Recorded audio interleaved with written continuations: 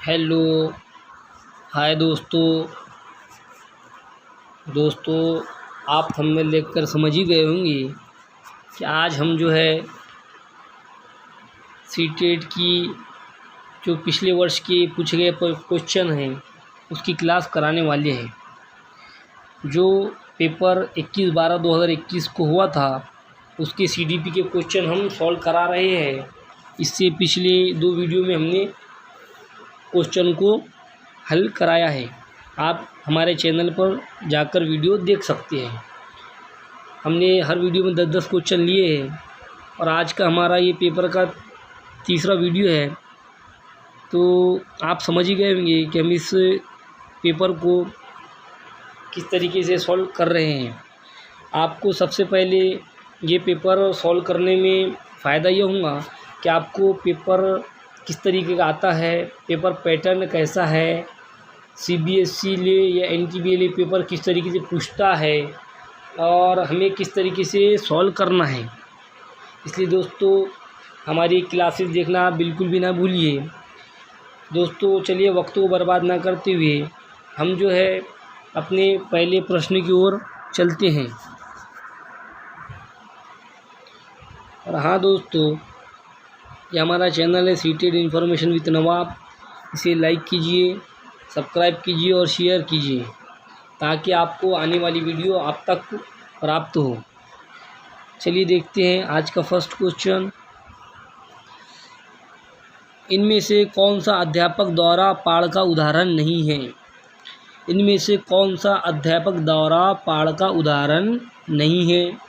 Option इशारे एवं संकेत, दूसरा सहपाठियों संग साझा शिक्षण, तीसरा रटना और चौथा अनुकरण के लिए कौशलों का प्रदर्शन करना। तो दोस्तों इसका जो राइट आंसर हो जाएगा वो हो जाएगा थर्ड, रटना। मैंने इससे पहले आपको बताया कि आपका अगर प्रश्न निगेटिव है तो आपका जो उत्तर भी निगेटिव हो जाएगा। और बार बार सीटेट क्या करता है, अक्सर निगेटिव प्रश्न ही पूछता है। हम स्टूडेंट क्या करते हैं कि निगेटिव पर ख्याल नहीं करते और पॉजिटिव आंसर लगा कर आती है और हमारा गलत हो जाता है। देखिए दोस्तों आपको किस तरीके से एलिमिनेट करना आना चाहिए। इसने नहीं पूछा है तो इशारा एवं संकेत तो सही है। दूसरा सहपाठियों के संग साझा शिक्षण, ये भी सही है। और अनुकरण के लिए कौशलों को प्रदर्शन करना, ये भी बिल्कुल सही है। रटना ये निगेटिव है। क्वेश्चन हमको निगेटिव पूछा तो इसका जो उत्तर भी जो है निगेटिव आ जाएगा। रटना नहीं है। हमें सीटेट का ये सबसे बड़ा निगेटिव जो वर्ड है वो रटना है। जहाँ कहीं भी आपको रटना आ जाए तो वो आपका ऑप्शन बिल्कुल गलत हो जाएगा। देखिए दोस्तों नेक्स्ट क्वेश्चन।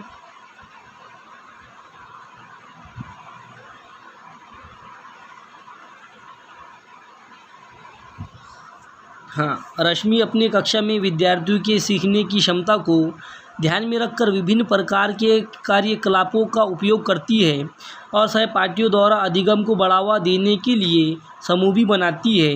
निम्नलिखित में से कौन सा इसका समर्थन करता है? देखिए दोस्तों इसमें बताया गया है सीटेट में इस तरीके से लॉन्ग बड़े क्वेश्चन आते हैं।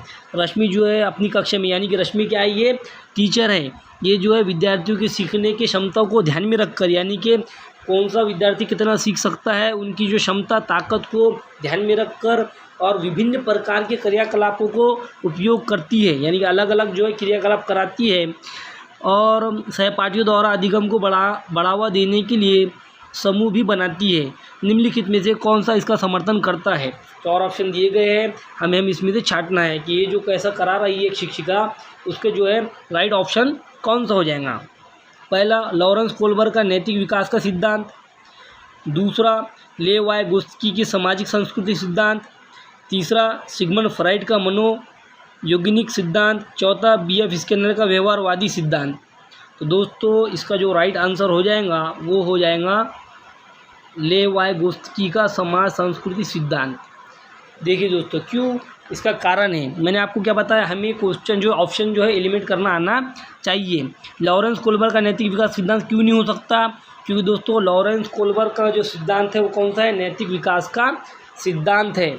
इसके बारे में कुछ इसमें बताया नहीं गया है। और दूसरा क्या बताया, लेव वायगोत्स्की, तो इसमें क्या बताया गया है कि एक शिक्षिका है जो विद्यार्थियों की क्षमता के हिसाब से उन्हें विभिन्न प्रकार के क्रियाकलाप कराती है और सहपाठियों द्वारा अधिगम को बढ़ावा देने के लिए समूह बनाती है। क्या बताया गया इसमें?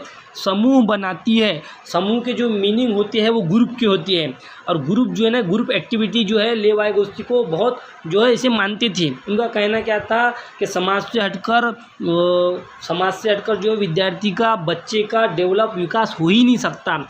और जो समूह वर्ड है, ये समूह यानी ग्रुप कहीं में आता है, ये समाज के अंदर ही आता है। जब कभी भी आपको ग्रुप की बात हो जाए, समूह की बात आ जाए या क्रियाकलाप की बात आ जाए, तो जब आपको ऐसा ऑप्शन देखने मिले तो लेव वाइगोत्स्की आप लगा दीजिए। उसके बाद में सिगमंड फ्राइड का जो है ये अलग मनोविश्लेषणवाद का सिद्धांत था। तो देखिए हम इतना आगे नहीं जाना है, सिर्फ ये जिसको राइट आंसर हो जाएगा लेव वाइगोत्स्की का समाज संस्कृति सिद्धांत। क्यों? समूह की बात हुई तो लेव वाइगोत्स्की, समाज की बात हुई तो लेव वाइगोत्स्की। ठीक है, देखिए चलो नेक्स्ट क्वेश्चन देखते हैं। वाइगोत्स्की के सिद्धांत के अनुसार निजी संवाद, वाइगोत्स्की के सिद्धांत के अनुसार निजी संवाद क्या है? देखिए दोस्तों, ऑप्शन जटिल कार्य करते समय बच्चे को उसके व्यवहार संचालन में सहायता देता है। उसके बाद में ये संकेत देता है कि संज्ञान कभी भी आंतरिक नहीं होता। तीसरा, बच्चों को क्रियाकलापों और व्यवहारों का अवरोधक है। चौथा, बच्चों की आत्म केंद्रिता का घोतक है। तो दोस्तों इसका जो राइट आंसर हो जाएगा ये हो जाएगा फर्स्ट, जटिल कार्य करते समय बच्चे के उसके व्यवहार संचालन में सहायता देता है। सबसे पहले हम एक्सप्लेनेशन के साथ में चलेंगे। एक्सप्लेन करना मैं चाहूँगा क्वेश्चन को। अक्सर ये जो प्रश्न है ये बार बार सीटेड पूछता है कि निजी संवाद क्या है। तो निजी संवाद उसे कहते हैं अगर एक स्टूडेंट, एक विद्यार्थी कोई काम कर रहा है, किसी काम में लगा हुआ है और वो अपने दिल से अपने आप बात करता है तो उसे निजी संवाद कहते हैं। अपने आप अपने दिल से बात करना ये निजी संवाद है, इसकी डिफिनेशन ये होगी। और उसके बाद में ये सिद्धांत किसके अनुसार है, यानी कि क्यों बच्चा ऐसे करता, उसका जटिल कार्य करते समय बच्चों को उसके व्यवहार के संचालन में सहायता देता है। जैसा कि उदाहरण के तौर पर एग्जाम्पल, जैसा हम कोई काम कर रहे हैं, अगर हम किसी काम में समझो मशगूल हैं तो हम अपने आप से बात करते हैं, अरे यार इसको ऐसा करना पड़ेगा। तो इसलिए कहते हैं कि अपने जो दूसरे कार्य है, हम जो कार्य में लगे हुए हैं, वो कार्य को जो है सही दिशा देने के लिए हम निजी संवाद करते हैं। तो जब कभी भी आपको ऐसा आ जाए कि निजी संवाद कौन सी थ्योरी से लिया गया है, तो ये वाइगोत्स्की की थ्योरी से लिया गया है। और ये किस लिए कहते हैं कि अपने जो है समय समझो अपने कार्य को सही दिशा देने के लिए निजी संवाद बच्चे करते हैं। आगा दोस्तों समझ में आपके, मैंने इससे पहले भी आपको बताया, हम जो एक्सप्लेन के साथ में चलेंगे, क्वेश्चन कम होंगे लेकिन आपके अच्छी तरीके से समझ में आ जाएगा। दूसरा ऑप्शन में क्या बताया गया है कि संकेत देता है कि संज्ञान कभी आंतरिक नहीं होता। नहीं बोले तो निगेटिव, ये बिल्कुल रॉन्ग हो जाएगा। देखो नहीं, जब क्वेश्चन हमारा पॉजिटिव है तो आंसर हमारा पॉजिटिव ही आएगा। उसके बाद बच्चों के क्रियाकलाप और व्यवहार का अवरोधक है। अवरोधक ये जो शब्द है ये भी निगेटिव, ये हो नहीं सकता। और चौथा, बच्चों के आत्म केंद्रिता का घोतक है, घोतक भी हो नहीं सकता। देखिए दोस्तों मैंने आपको बताया ना, आप ऑप्शन देखकर ही समझ जाओगे, तीनों भी निगेटिव और पॉजिटिव आपको एक ही क्वेश्चन लग रहा है और ये बिल्कुल राइट, बिल्कुल ये जो है राइट है। चलिए नेक्स्ट क्वेश्चन की तरफ चलते हैं हम।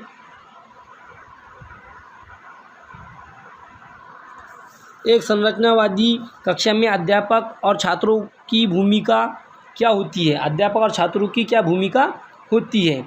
देखिए दोस्तों, पहला ऑप्शन, छात्र क्रियाशील है परंतु अध्यापक निष्क्रिय है।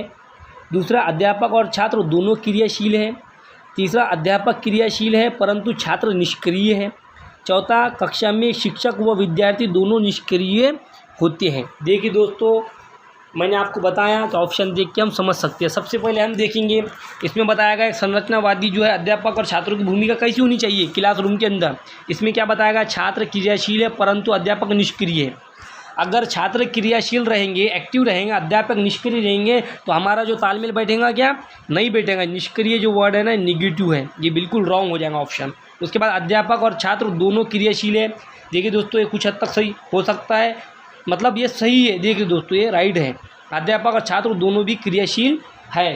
तो जब कभी भी हम हमारे स्टूडेंट को, विद्यार्थी को जो है सब्जेक्ट के पीरियड लेते हैं तो दोनों का एक्टिव होना ज़रूरी है, छात्र भी एक्टिव हो और अध्यापक भी एक्टिव हो, ये हमारा राइट हो जाएगा। उसके बाद अध्यापक क्रियाशील है परंतु छात्र निष्क्रिय। देखिए दोस्तों निष्क्रिय तो हमें रखना है ही नहीं।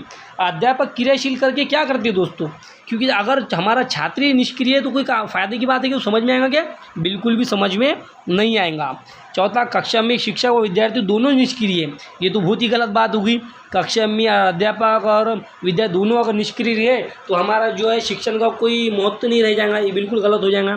देखिए दोस्तों, इसका जो राइट आंसर हो जाएगा, मैंने आपको बताया सेकंड, कि अध्यापक और छात्र दोनों क्रियाशील है। चलिए नेक्स्ट क्वेश्चन देखते हैं।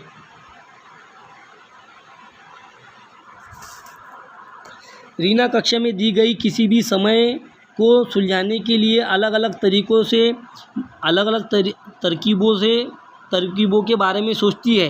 ये निम्नलिखित में से किस प्रतीक है। देखिए दोस्तों, ये मैंने क्वेश्चन आपको 2 से 3 मरतबा कराया पिछली क्लास में, आप देख सकते हैं। बहुत ही इजी क्वेश्चन है, लेकिन हमारे स्टूडेंट अक्सर इसको गलत करके आते हैं। इसमें क्या बताया गया कि रीना है जो क्लास टीचर है, और ये अलग अलग समझो तरीक़ों से अलग अलग तरकीबों से सोचती है, सुलझाने के लिए सोचती है। तो देखिए दोस्तों किस तरीके से हो जाएगा। पहला अपसारी सोच, दूसरा मानसिक श्रुति, तीसरा अभिसारी सोच, चौथा कम प्रतिज्ञानक बोधकमयता। देखिए दोस्तों, इसका जो राइट आंसर हो जाएगा अपसारी सोच। मैंने इससे पहले आपको क्या बताया, इसमें अभिसारी चिंतन और अपसारी चिंतन हो जाता। चिंतन यानी सोच, इसमें क्या दिया, अपसारी सोच। ये देखिए दोस्तों, इसके उदाहरण मैंने आपको एग्जाम्पल बार बार दिया हूँ, आप हमारी जो है बात को सुनिए। एक्सप्लेन करने का उद्देश्य ये है कि हमारे स्टूडेंट को समझ में आ जाए। ये क्वेश्चन सीटेट का फेवरेट क्वेश्चन है, मतलब है ये पूछता ही पूछता है। क्या पूछता है, अगर इसमें अभिसारी चिंतन दे देता तो आप क्या लगाते, आप कंफ्यूज हो जाती है। सबसे सीधा तरीका सोचने का, अगर एक तरीके से कोई कार्य करते हैं तो उसे अभिसारी सोच या अभिसारी चिंतन कहते हैं। और कई तरकीबों से, कई तरीके से हम सोचकर कोई कार्य को करते हैं तो उसे अपसारी सोच या अपसारी चिंतन कहते हैं। ठीक है दोस्तों, आपके समझ में आ गया होगा भैया अच्छे तरीके से। देखिए नेक्स्ट क्वेश्चन, लड़कियों को गुलाबी कपड़ों और गुड़िया से जोड़ा जाता है और लड़कों को नीले कपड़ों एवं कारों से जोड़ा जाता है, ये किसको दर्शाता है। हाँ देखिए दोस्तों, ये जो है ना एक रूढ़िबद्ध धारणा के बारे में बताया गया है अक्सर, और ये भी सीटेट का पसंदीदा क्वेश्चन है। इसमें क्या बताया गया है कि लड़कियों को जो है बिल्कुल गुड़िया और गुलाब के साथ में जोड़ा जाता है और लड़कों को जो है कारों के साथ में जोड़ा जाता है। तो इसमें ऑप्शन पहले आप बता देता हूँ आपको। पहला जेंडर रूढ़िबद्धता है, दूसरा जेंडर विविधता है, तीसरा जेंडर निरंतरता है, चौथा जेंडर सशक्तिकरण है। तो दोस्तों इसका जो राइट आंसर आ जाएगा जेंडर रूढ़िबद्धता है। क्योंकि दोस्तों देखिए ये क्या है, और इसमें अक्सर ये भी आता है कि जो है रूढ़िबद्धता क्या है, लिंग क्या है। अक्सर ये आपको 2016 के पेपर में देख जाएगा, तो ये प्रश्न आया था कि लिंग क्या है। लिंग क्या है, लिंग जो है एक सामाजिक संरचना है। क्या है, लिंग जो है एक सामाजिक संरचना है, और उसी को जो है समाज ने ही ये समझो रूढ़िबद्धता की जो धारणा प्रकट की है कि लड़कियां कुछ नहीं कर सकती, लड़के सब कुछ कर सकते हैं। जैसा कि लड़कियां खाना ही बनाएंगी, लड़कियां जॉब नहीं कर सकेंगी, और लड़के जो है बाहर के काम करेंगे, लड़के खाना नहीं बना पाएंगे।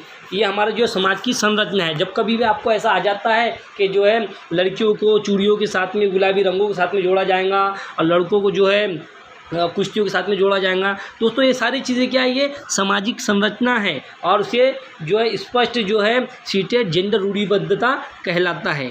रूढ़िवादिता या रूढ़िबद्धता दोनों में से कोई भी एक। ठीक है दोस्तों, आपके समझ में अच्छे तरीके से आ गया होगा। आज हम जो है अच्छे से एक्सप्लेन करते हुए चलेंगे, क्योंकि हमारा क्वेश्चन कम हुए लेकिन आपके समझ में आ जाएगा एक एक टॉपिक, तो बिल्कुल आपको जो है आगे फ़ायदा होगा। देखिए दोस्तों, एक संरचनावादी कक्षा में निम्नलिखित में से किस पर महत्व दिया जाना चाहिए। पहला ऑप्शन देखिए, संकलनात्मक मूल्यांकन, दूसरा मानकीकृत एवं एक समान मूल्यांकन, तीसरा संरचनात्मक मूल्यांकन, और चौथा एक आयामी मूल्यांकन। तो दोस्तों इसका जो राइट आंसर हो जाएगा संरचनात्मक मूल्यांकन हो जाएगा। देखिए दोस्तों, चलिए नेक्स्ट क्वेश्चन देखते हैं। देखिए दोस्तों, इस तरीके से भी जो है सीटेड क्वेश्चन पूछता है कि हमारा जो प्रीवियस ईयर का क्वेश्चन है 21/12/2021 का ये क्वेश्चन पेपर है, हमारे कोई दिल के ये बनाए हुए क्वेश्चन नहीं है। देखिए, राष्ट्रीय शिक्षा नीति 2020 क्या प्रस्तावित करती है। हमें कुछ जो है कथन दिए गए हैं, उसके नीचे ऑप्शन दिए गए हैं। हमें जो अच्छे से दिमाग लगाकर सोचना है कि राष्ट्रीय शिक्षा नीति 2020 क्या प्रस्तावित करता है। पहला, विद्यालय की पाठ्यचर्या की विषय वस्तु में कटौती। दूसरा, विद्यालय की पाठ्यचर्या के लचीलेपन में वृद्धि। तीसरा, रटंत अधिगम को महत्व देना। चौथा, विवेचनात्मक चिंतन को महत्व देना। तो दोस्तों देखिए, हमको समझना है, अच्छे तरीके से समझना है। उसके नीचे ऑप्शन दिए गए, सबसे पहले इसमें एलिमिनेट करना हमें आना चाहिए। विद्यालय के पाठ्यचर्या की विषय वस्तु में कटौती, नहीं दोस्तों, कटौती तो जो ये कर ही नहीं सकते, कटौती हाँ कर ही नहीं सकते, ये रॉन्ग हो जाएगा बिल्कुल। उसके बाद में विद्यालय की पाठ्यचर्या के लचीलेपन में वृद्धि, हाँ दोस्तों ये वृद्धि कर सकते हैं, क्योंकि जो है पाठ्यचर्या बिल्कुल लचीली होनी चाहिए, ये जो है कथन बिल्कुल सही है। उसके बाद में रटंत अधिगम को महत्व देना, ये बिल्कुल रॉन्ग हो जाएगा दोस्तों। क्यों रटने पर हमें जोर नहीं देना है। सीटेड क्या कहता है कि हमें रटना नहीं है, रट्टू तो तब विद्यार्थी को बनाना नहीं है। उसके बाद में विवेचनात्मक चिंतन में महत्व देना, हाँ अलग अलग मतलब विभिन्न प्रकार से सोचने को जो है विद्यार्थी को हम सिखाना। अभी आपको मैंने इससे बताया, हमें अब सारी सोच पैदा करना है बच्चों के दैनिक जीवन के साथ में। तो दोस्तों दोनों इसके सही हो जाएगा, दूसरा और चौथा। नीचे कहाँ पर है, दूसरा और चौथा, ये देखिए दोस्तों, इस तरीके से हमें एलिमिनेट करना आना चाहिए। आजकल इस तरीके से क्वेश्चन पूछे जाते हैं, हमें समझना है, सोच पर डिपेंड। अक्सर सीटेड जो है ना, कम से कम समझो पेडागोजी बोलते हैं, पेडागोजी हमारे दिमाग पर ही डिपेंड होती है, हमारे सोच पर निर्भर होती है। ये आपको कोई किताबों में नहीं मिलेगा। पेडागोजी का मतलब है कि आप एज ए टीचर है, आप ऐसा अगर बच्चों को तकलीफ होंगी, बच्चों को परेशानी होंगी, तो आप क्या करोगे, बस इस तरीके को पेडागोजी बोलते हैं। देखिए दोस्तों नेक्स्ट क्वेश्चन देखेंगे हम। निम्नलिखित में से शिक्षा शास्त्रीय पद्धति एक संरचनावादी कक्षा के लिए उपयुक्त नहीं है, उपयुक्त नहीं है। ऑप्शन देखिए, बहुआयामी परिप्रेक्ष्यों का प्रोत्साहन। दूसरा, वेदन व धरोहर। तीसरा, सामूहिक सहयोगिकता। चौथा, प्रयोगात्मकता। दोस्तों इसका जो राइट आंसर हो जाएगा वेदन व धरोहर, क्योंकि मैंने इससे पहले आपको बताया है कि हमारा अगर ऑप्शन या क्वेश्चन निगेटिव है तो हमारे ऑप्शन भी जो आंसर भी जो हो जाएगा निगेटिव हो जाएगा। इसका जो है राइट आंसर है। हाँ दोस्तों, तो हमारी जो है आज की क्लास ख़त्म, हम एंड करते हैं। हमारे 10 क्वेश्चन हो गए हैं। ये हमारा बिल्कुल जो है 30 मार्क का CDP का क्वेश्चन पेपर सॉल्व हो गया है। तो दोस्तों हमारी क्लास आपको कैसी लगी कमेंट करके ज़रूर बताइए। हमारा समझाने का तरीका कैसा लगा बिल्कुल ज़रूर बताइए दोस्तों। और याद से दोस्तों, हमारा ये चैनल है सीटेड इन्फॉर्मेशन विथ नवाब। इस चैनल को आप जो है सब्सक्राइब कीजिए, लाइक कीजिए और शेयर कीजिए, और ऑल के बटन को दबाना बिल्कुल भी ना भूलिए। ठीक है दोस्तों।